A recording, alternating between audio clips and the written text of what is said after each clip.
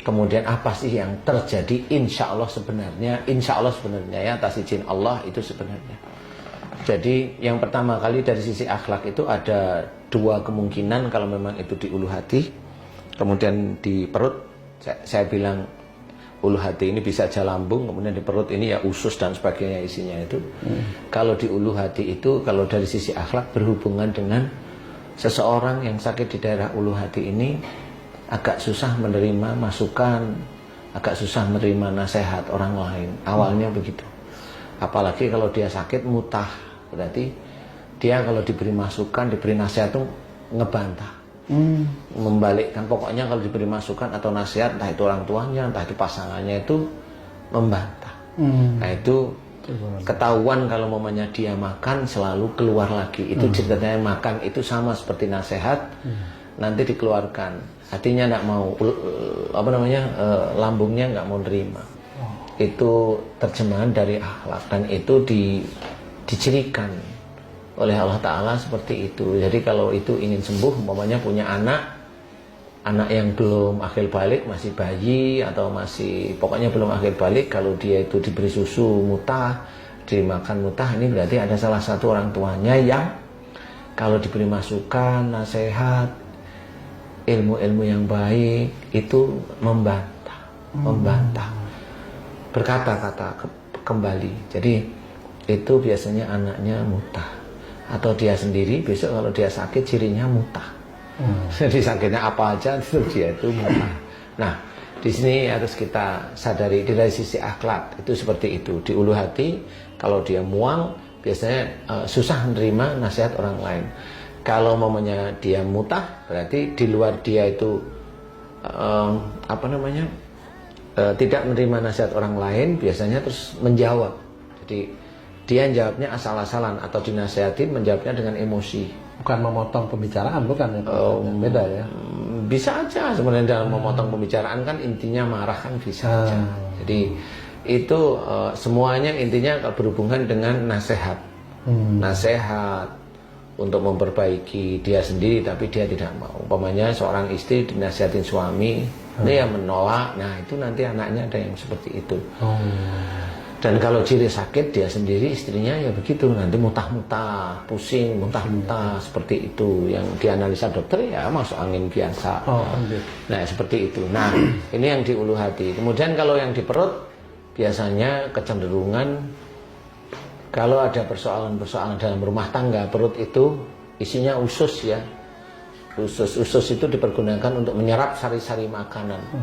Nah, kalau menyerap sari-sari makanan itu berarti adalah di dalam kehidupan berumah tangga, ini saya analogikan, di dalam kehidupan berumah tangga itu ada sesuatu yang harus kita serap menjadi ilmu, bisa menjadi lebih dekatnya kita kepada Allah Ta'ala, atau yang kita tolak karena memang itu keluar dari syariat.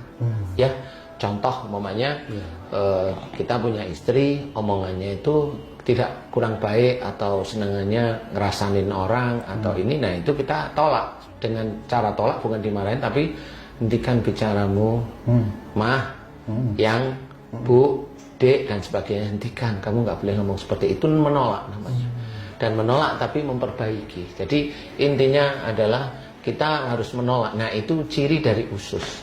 Tetapi ciri dari usus itu menyerap. Mana yang manfaat diserap, dijadikan energi nantinya, dijadikan ya ada mineral, ada macam-macam itu. Kemudian kalau yang tidak manfaat dikeluarkan melalui feses ya, apa namanya itu, kotoran ya, feses.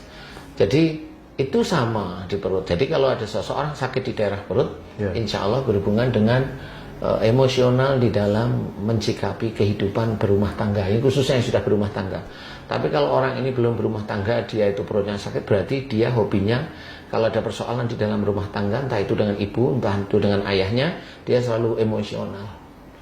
Nah, itu melalui perbuatan atau hanya melalui mendengarkan nasihat atau masukan aja bisa menyebabkan sakit di daerah perut dan lambung itu, Pak? Bisa. Yang pertama kan dia hanya menolak itu kan membantah. Tapi kemudian kalau dalam ini sudah, nasihatnya sudah, kemudian dia marah-marah, ngomel, nah itu kan di perut nanti. Jadi nggak cuma di lambung. Jadi itu di perut posisinya. Nah, di sini kalau dia ngomel, kemudian jengkel seharian nggak mau ngomong sama orang tuanya, nah ini kan sudah di perut, bukan di lambung. Gitu. Sudah di perut, jadi tidak bisa mencerna bahwa kalau dia sebagai seorang anak harus mendengarkan pembicaraan, omongan, nasihat orang tua, dia nggak bisa. Jadi menyerap itu nggak bisa, sehingga itu insya Allah nanti sakitnya rata-rata di perut. Di perut rata-rata. Kalau maunya dia di ulu hati sakit, berarti dia sendiri susah menerima masukan atau nasihat dari orang tuanya atau dari pasangannya, seperti itu.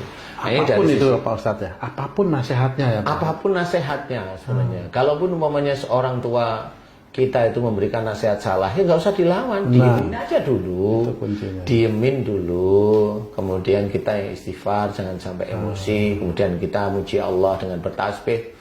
Biarin aja orang tua seperti itu. Nanti suatu ketika orang tua nanti biasanya kalau dia orang tua baik, dia akan tanya, saya tadi salah nggak saya ngomong. Nah, itu baru diperbaiki.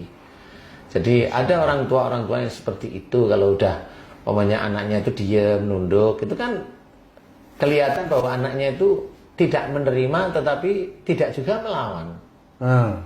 Nah, orang tua pasti bertanya, pasti dalam hatinya ada, nanti dia akan bertanya. Biasanya seperti itu, orang tua yang peka itu seperti itu. Nah, pada waktu nanti dia bertanya, ada yang salah tadi? Ya maaf ya Pak, maaf ya Mah, baru diceritain tadi Papa ngomong begini atau tadi Mama ngomong seperti ini. Mohon maaf tadi ngomongnya keliru, di hadapan Allah salah, maaf ya. Saya terpaksa memberikan nasihat gitu. Nah, itu kan orang tua senang namanya. Nah, inilah masuk ke dalam ku anfusakum wa ahlikum naro. Jadi kita harus pahami bahwa di sekitar kita banyak sekali hal yang kita kerjakan bisa. Ini dari sisi akhlak. Nah, kalau dari sisi tidak akhlak, wah ini banyak sekali yang masuk itu. Jadi kalau di ulu hati, bisa aja dia dulunya sering ke orang pinter minum air putih. Itu yang di luar akhlak. Itu di luar akhlak ya, minum air putih. Atau dia baca-baca amalan yang memang tidak ada tuntunan. Sebenarnya tidak ada tuntunan, dia baca. Nah, biasanya kalau mamanya mengganjal, biasanya mamanya di sini ada para guys nih, para teman-teman beriman nih. Saya memang dulu waktu saya belajar ngamalin langsung nek. Nah, mamanya langsung nek. Nah, ini coba diingat. Dulu sebelum ngamalin dia sering ke orang pinter minum air putih, enggak seperti itu. Kalau dia betul nemuin, ya berarti yang dari orang putih, yang dari orang pintar itu dengan amalannya dia bentrok. Nah, ini orang nggak pernah tahu bentrok, atau dia nggak pernah tahu orang pinter, tetapi orang tuanya nggak taunya dulu kakeknya atau buyutnya orang pinter, jadi ilmunya ada di daerah ulu hati. Nah, itu bisa aja bentrok dengan amalan dia. Seperti itu. Itu kalau di ulu hati. Di luar namanya dia sebenarnya bukan tipikal orang yang gampang emosional kalau diberi nasihat loh ya, ini beda loh ya. Berarti ada unsur yang seperti itu. Kemudian kalau di perut macam-macam, hampir sama.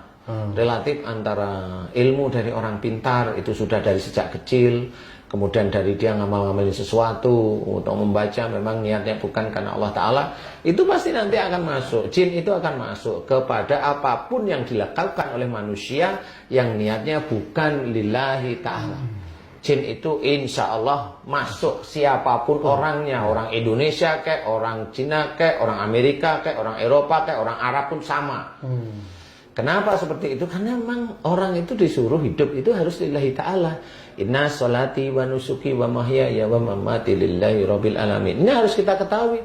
Sesungguhnya sholatku, ibadahku, hidupku dan matiku hanya untuk Allah Rabbul Alamin. Berarti harus sholat kita lillahi ta'ala, ibadah kita, baca Quran harus lillahi ta'ala, dalam kehidupan bersuami istri harus lillahi ta'ala. Kan semuanya harus lillahi ta'ala nih.